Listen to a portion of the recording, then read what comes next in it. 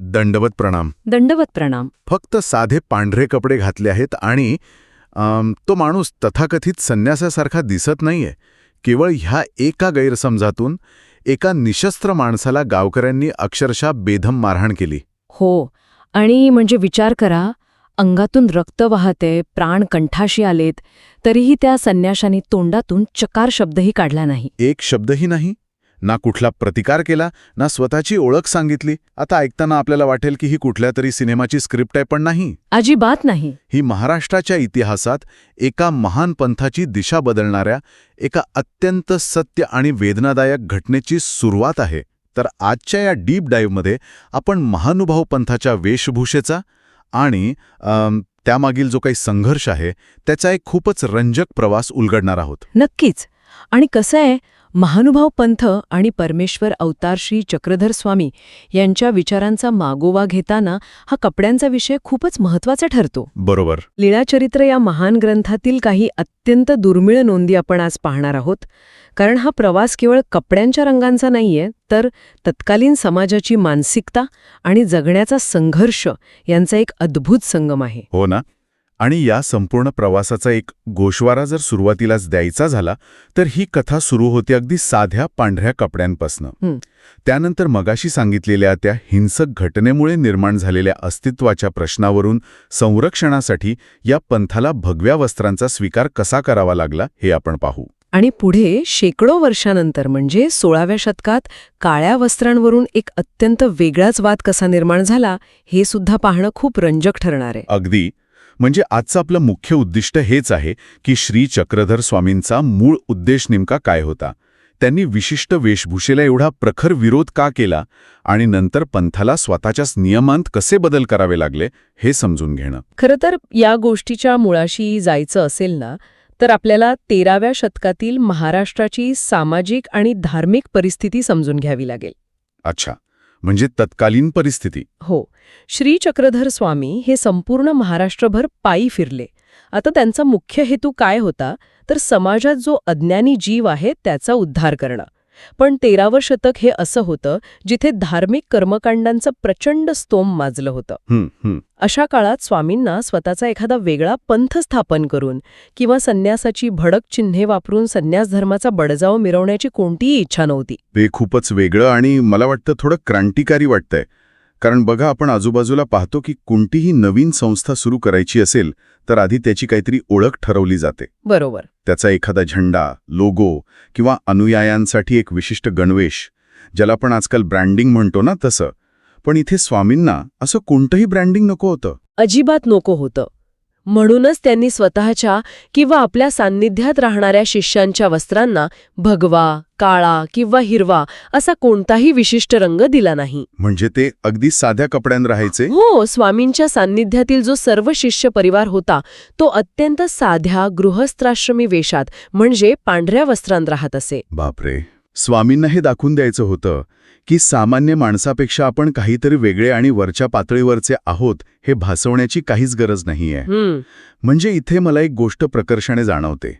हे थोडं आजचा स्टेल्थ वेल्थ किंवा अंडरकव्हर बॉस या संकल्पनेसारखं वाटतं. हां, अगदी तसंच काहीसं. म्हणजे ज्याच्याकडे खरी ताकद आहे, खरी आंतरिक उंची आहे, त्याला कोणत्याही भडक गणवेशाची गरज नसते.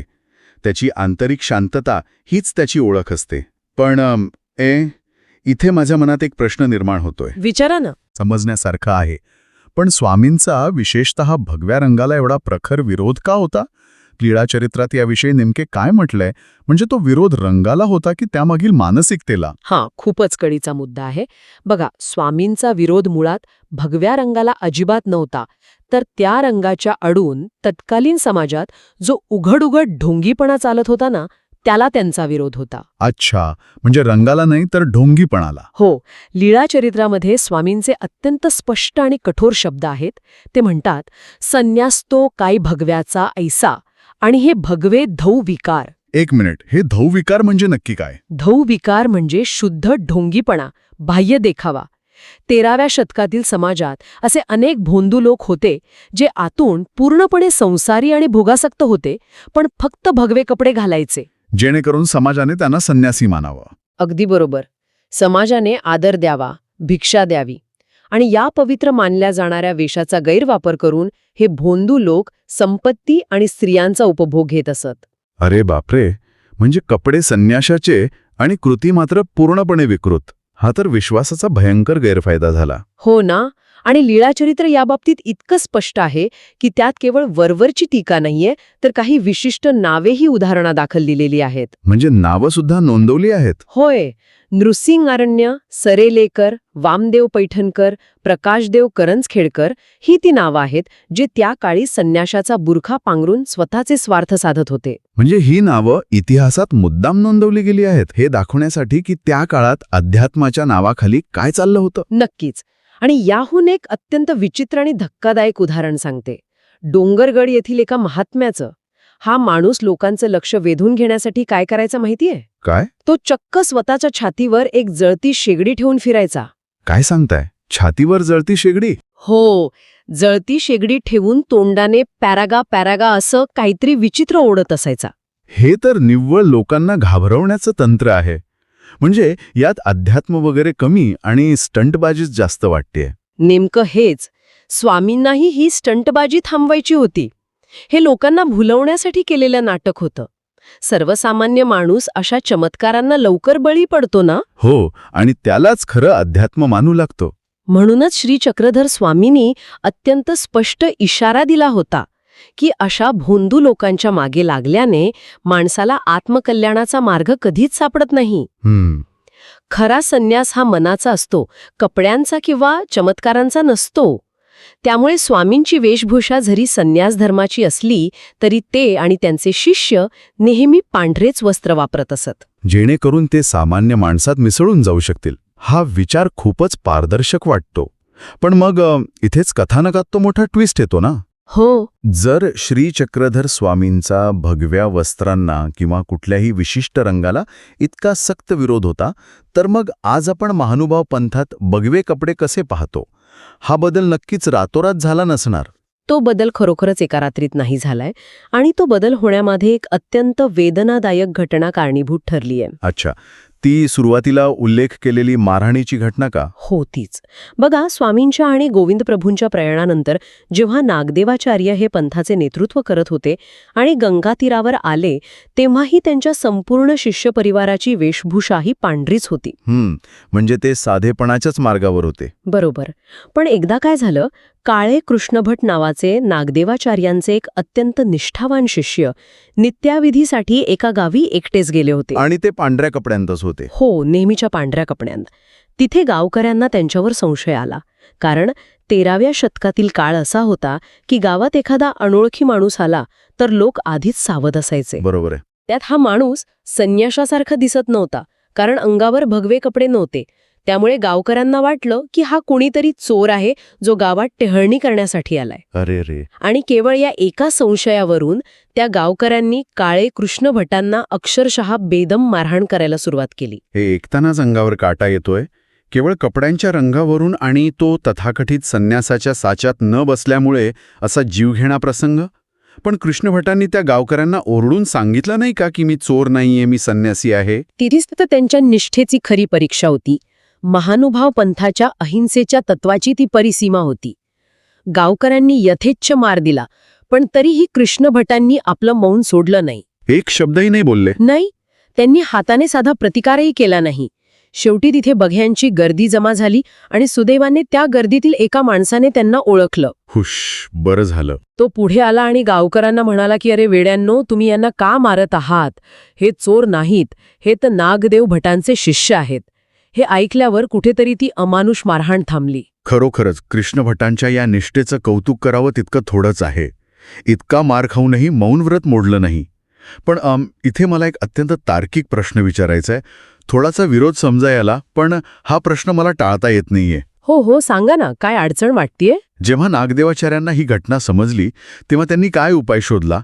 तर त्यांनी आपल्या शिष्यांना भगवे कपडे घालण्याचा निर्णय दिला. बरोबर. पण हे मला कुठेतरी पटत नाहीये. हा एक प्रकारचा तत्वांशी केलेला तडजोडीचा मार्ग नाही का वाटत? म्हणजे तुम्हाला म्हणायचंय की त्यांनी माघार घेतली? हो ना. म्हणजे ज्या भगव्या रंगाला खुद्द श्री चक्रधर स्वामींनी धूविकार म्हटलं, ढोंग म्हटलं, तोच गणवेश समाजात मान्यता मिळवण्यासाठी आणि स्वतःचा जीव वाचवण्यासाठी स्वीकारणं हे स्वामींच्या मूळ तत्वांच्या थेट विरोधात जाणारा नाहीये का? तुमचा हा प्रश्न अत्यंत रास्त आहे. वरवर पाहता तसा विचार येणं अगदी स्वाभाविक आहे. पण आपल्याला इथे नागदेवाचार्यांची ती मोठी व्यावहारिक अडचण समजावून घेतली पाहिजे. कोणती अडचण? जेव्हा कृष्णभट परत आले ना आणि आचार्यांना ही हकीकत समजली, तेव्हा कृष्णभटांचा तो रक्ताळलेला देह पाहून आचार्यांना अत्यंत दुःख झालं. त्यांना त्या क्षणी एक भीषण वास्तव जाणवलं. वास्तव म्हणजे समाजाचं वास्तव? हो, हे वास्तव की आपले शिष्य पूर्णपणे अहिंसक आहेत. कोणी मारायला आलं तरी ते समोरच्यावर हात उगारणार नाहीत. पण या समाजाची मानसिकता इतकी पक्की आहे की पांढऱ्या कपड्यांमुळे हा समाज त्यांना संन्यासी मानायला तयारच नाहीये. ते फक्त रंगावरून ओळखतात. अगदी. आज कृष्णभट वाचले, पण उद्या आपले इतर निष्पाप शिष्य जेव्हा गावोगावी एकटेच बाहेर पडतील, तेव्हा इतर लोकांकडून त्यांना असाच त्रास होऊ शकतो. समाज फक्त लेबल आणि कलर कोड ओळखत होता. अच्छा, म्हणजे जर समाजाने या अहिंसक शिष्यांना असंच मारून संपवलं तर स्वामींचं मूळ तत्वज्ञान पुढे नेणार कोण? हे जगण्यासाठी नाही तर कार्य पुढे नेण्यासाठी आवश्यक होतं तर. अगदी तंतोतंत हेच. जर तुम्ही शहीद झालात तर तत्वज्ञान तुमच्यासोबतच संपेल ना. केवळ समाजाला त्यांची संन्यासी म्हणून ओळख पटावी आणि अशा प्राणघातक हल्ल्यांपासून या शिष्यांचं रक्षण व्हावं, यासाठी आचार्यांनी जड अंतःकरणाने हा निर्णय घेतला. त्यांनी विचार केला की भारतीय हिंदू संन्याशाची वेशभूषा भगवी असते आणि म्हणूनच त्यांनी संन्यास मार्गाचा भगवा वेश परिधान करावयास लावला आणि केवळ शिष्यांनाच नाही तर स्वतःही भगवे वस्त्र परिधान केले. खरोखरच नेतृत्वाचा एक उत्तम नमुना आहे. हा निर्णय ऐतिहासिकदृष्ट्या कधी घेण्यात आला असावा? हा बदल शके 1210 ते 1216 या काळात झाला. आणि सर्वात महत्वाची गोष्ट जी तुमच्या तडजोड या प्रश्नाला उत्तर देते, ते सांगा. आचार्यांनी हा निर्णय केवळ भीतीने घेतला नाही. त्यांनी यासाठी स्वामींच्याच एका मूळ सूत्राचा आधार घेतला होता. अच्छा, स्वामींचं सूत्र होतं? होय. ज्या सूत्रात स्वामींनी संन्याशाची वस्त्रे काशाय म्हणजे भगवी असावीत असं वर्णन केलं होतं. त्यामुळे हा ढोंगीपणाचा मार्ग नव्हता, तर ती अस्तित्वाची आणि सुरक्षेची गरज होती. स्वामींचा विरोध ढोंगाला होता, रंगाला नाही. आता मला हे पूर्णपणे स्पष्ट झालंय. म्हणजे तत्व महत्वाची आहेतच, पण जर ती समाजापर्यंत पोहोचवणारा माणूसच जिवंत राहिला नाही तर प्रसार कसा होणार? पण मग इथे एक नवीन गुंता सुरू होतो ना, तो 16व्या शतकातला वाद. होय, आणि हा वाद अत्यंत रंजक आहे कारण तो मानवी प्रवृत्तीवर प्रकाश टाकतो. आपण पाहिलं की शके 1216च्या दरम्यान संरक्षणासाठी भगव्या वस्त्रांचा स्वीकार झाला. पण 300 वर्षांनंतर म्हणजे 16व्या शतकात काय घडलं नक्की? मला तर आश्चर्य वाटतं की इतिहासात माहितीची मोडतोड कशी केली जाते. इतिहासातील एक मोठा धक्का होता. लिखित दस्तावेजांसोबत कशी छेडछाड होऊ शकते याचं हे उत्तम उदाहरण आहे. 16व्या शतकातील काही महंतांनी चक्क श्री चक्रधर स्वामींनी सांगितलेल्या भगव्या वस्त्रांविषयीच्या मूळ सूत्राचाच पालट केला.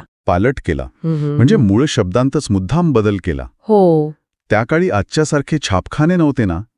ग्रंथ हे पोथीच्या स्वरूपात हाताने लिहून काढले जायचे, एका पोथीवरून दुसरी पोथी.